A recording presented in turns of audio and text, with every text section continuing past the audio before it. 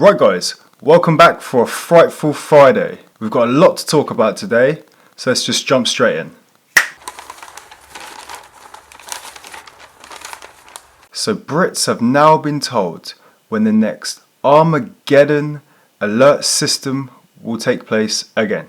That annoying alert, which blows up everybody's phones, unless you're smart enough to turn it off, could take place every 2 years, according to a top Whitehall official. Why is the director of the Cobra Emergencies Committee telling MPs that more trials will be carried out?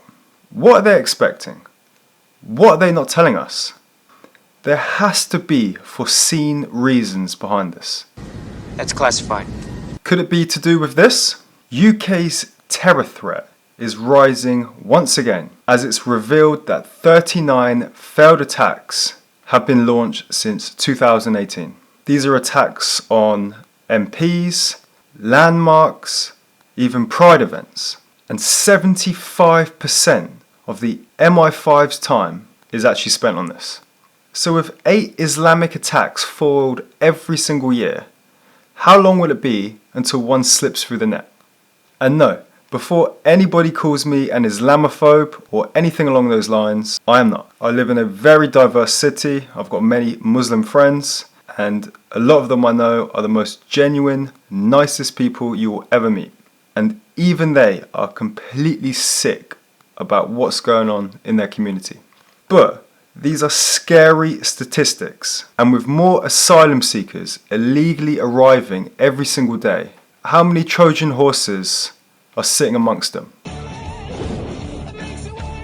And it's not even about the ones that are hiding. There are those that seem proud to despise the West. Hate preacher Anjem Chowdhury has now been arrested on suspicion of terror offences during a dawn raid at his home. When are we going to address the elephant in the room? When are we going to have proper conversations about how we live together peacefully? Together.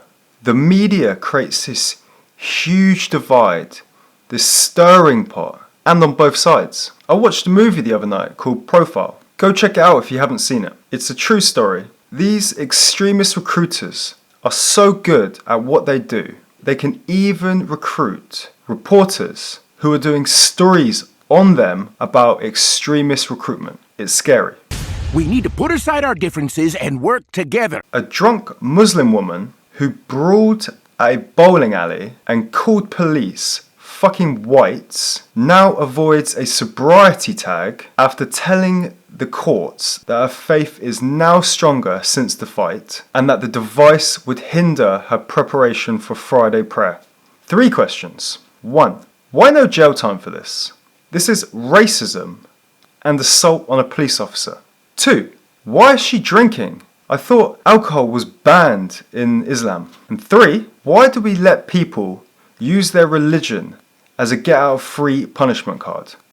I'm here to tell you right now, we don't care. In more crimes, North Korea has arrested an American soldier who crossed the borderline unauthorized. Now, I'm not saying that we need to be this strict, as this guy is now completely fucked for crossing a line, a literal line. But we do need to abide by the rules of the country we're living, temporarily residing, or even visiting. Laws need to be relevant to the crime, the punishment needs to fit the crime, and they also need to be strict enough to act as a deterrent so that it serves for a message of anyone else thinking of committing these crimes. Yes, that's correct. That's correct. And strictness of the law definitely needs an overhaul in the UK. I come to you with reports of criminals getting off every single day.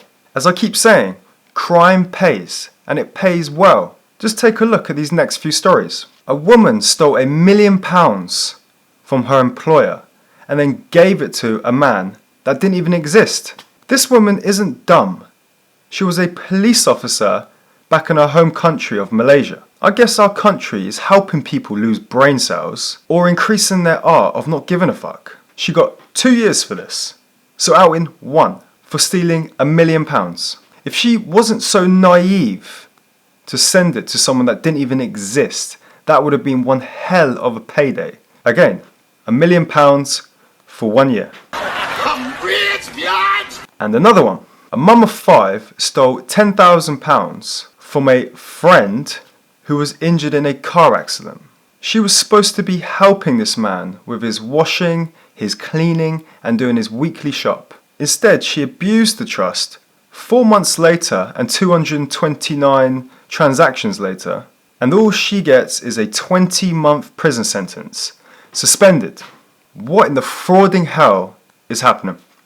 This is bullshit! Let's keep it going. Now, a head teacher defrauded her employer by claiming 65 John Lewis cards as expenses. The 67-year-old woman, who was supposed to be a pillar of trust in the community of a girls' school in Newcastle, completely scammed them and knew exactly what she was doing. She was hardly in the need for the money. Again, spared jail. You see, how will we get people to stop doing this if the punishment is to be let go? Seriously. Oh yes, now you will see why. The legal system is a complete joke. Everyone is in on it. Now a lawyer has been jailed for embezzling £120,000 from someone with dementia. How sick can you be as a lawyer, as a person, to steal money from a 90-year-old vulnerable person? This low-life scumbag even tried to carry it all the way. He tried to cover it up by insisting that the woman gave him permission to take the money. Guess what he got? 2 years. So again, out in 12 months' time. This is a broken system, a broken society, and the law is completely a joke. We are screwed. And just to show you how much of a broken society we have now become, there's now a TikTok twat revealing how she tricks men into buying her drinks by using reverse psychology. Imagine the other way around. What would happen? Us men are now getting charged £100 for even looking at a woman for too long. But these women are praised highly for conning a man to buy them a drink. Look at the comments. Look at the double standards. These idiots couldn't even spell misogyny. What you're saying is extremely misogynistic. Yes. Thank you. We've got more deceit and deception here. We've got a fraudulent ticket maker who made £161,000 off fake bus, train and metro passes. So this man, who defrauded our country, won't even get jail time. Why? Because he fled to Africa and was found guilty in his absence. So there you have it, folks. Just commit any crime that you want, and if you're not let out the front doors of the court, just leave the country. Either way, the general public are being completely screwed again. What a load of crap! And we've got another example of fleeing. Do you remember that big story last year or the year before with the man who left his wife for the Ukrainian refugee? Well, she's back in the news. Police are now hunting the Ukrainian refugee who ran off with the love rat Brit dad and bitter policeman failed to attend court. There you go. You can come over here at the goodness of our hearts, wreck a marital family home with children, bite a police officer, and just bugger off scot-free. Man, this is some bullshit! Right, I just want to leave you with a funny one, as it's been quite a depressing day of news, and I want you guys to enjoy your Friday night. Mrs. Doubtfire has also now got a dog that pees like a transformer. Here is a picture of a pub landlord's dog who stands up and uses a urinal in a men's bathroom. Good boy! Well, my apologies for the depressing day of news. Hopefully we find something better tomorrow. If you did like the video, give it a thumbs up. Let me know in the comments down below what you thought, and I'll see you back tomorrow for more.